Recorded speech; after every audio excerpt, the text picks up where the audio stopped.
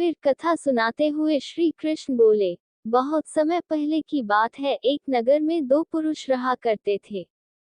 उनमें से एक पुरुष व्यापारी था, उनके लिए अपने जीवन में धर्म और नीति के बहुत महत्वता थी और वह पूजा पाठ और भगवान की भक्ति में बहुत विश्वास करता था। चाहे कुछ भी हो जाए, वह मंदिर जाना नहीं भूलता था और न ही दान धर्म आदि किसी भी प्रकार की कर्म में कोई कमी करता था। वहीं दूसरी ओर उस नगर का दूसरा पुरुष पहले पुरुष से कर्म उनके बिल्कुल विपरीत था। वह पुरुष प्रतिदिन मंदिर तो जाया करता था, लेकिन पूजा पाठ के उद्देश्य नहीं बल्कि मंदिर के बाहर से चप्पल एवं धन चुराने के उद्देश्य से मंदिर जाया करता था। उसे दान धर्म नीति आदि किसी से कुछ लेना देना नहीं था। इसी तरह समय बीतता गया और एक दिन उस नगर में जोर से बारिश हुई, जिसकी वजह से उस दिन नगर के मंदिर में पंडित के अलावा और कोई नहीं था। ये बात जब दूसरे पुरुष को पता चली तो उसके मन में ख्याल आया कि अभी सही मौका है मंदिर के धन को चोरी करने के लिए, और वह बारिश में ही मंदिर पहुंच गया।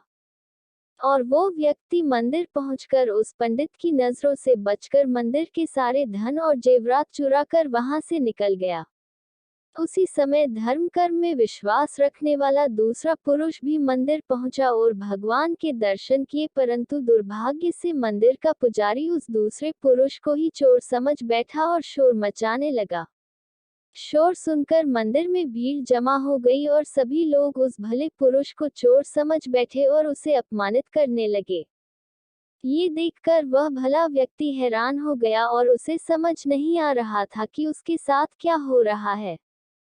फिर वह किसी तरह उन सब लोगों से बचकर और मंदिर से निकल गया और रास्ते से जाने लगा, लेकिन दुर्भाग्य ने उनका साथ वहां भी नहीं छोड़ा।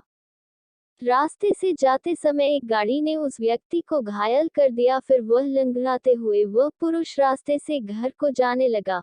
फिर रास्ते में जाते जाते उस व्यक्ति की मुलाकात वह दुष्ट व्यक्ति से हुई जो मंदिर से धन चोरी करके जा रहा था।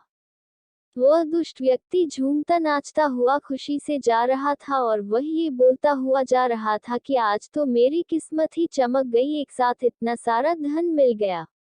यह बातें उस भले आदमी ने सुन ली और उसे हैरानी हुई और क्रोधित होकर और घर जाकर उसने भगवान की सारी फोटो निकाल कर फेंक दी और भगवान से नाराज होते ही अपना जीवन व्यतीत करने लगा।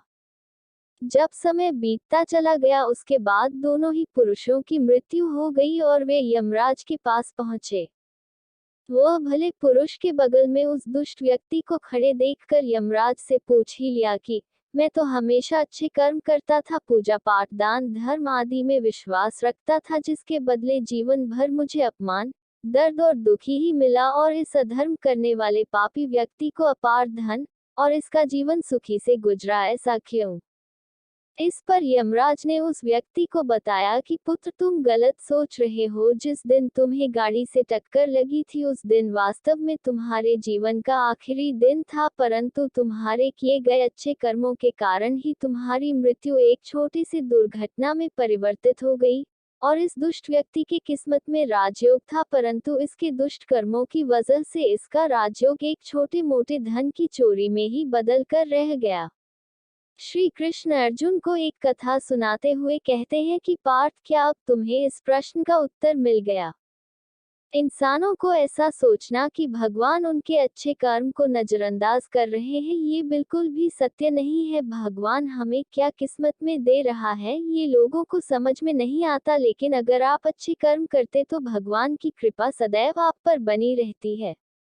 इसलिए मनुष्य को चाहिए कि वह जीवन में अपने अच्छे कर्म करते हैं। भगवान श्री कृष्ण गीता में भी बताया है कि किसी के द्वारा किया गया कर्म बेकार कभी नहीं जाता, भले ही कर्म अच्छा हो या बुरा। तो मित्रों, आशा करता हूँ कि आपको ये हमारी पोस्ट अच्छी लगी हो तो शेयर जरूर करें।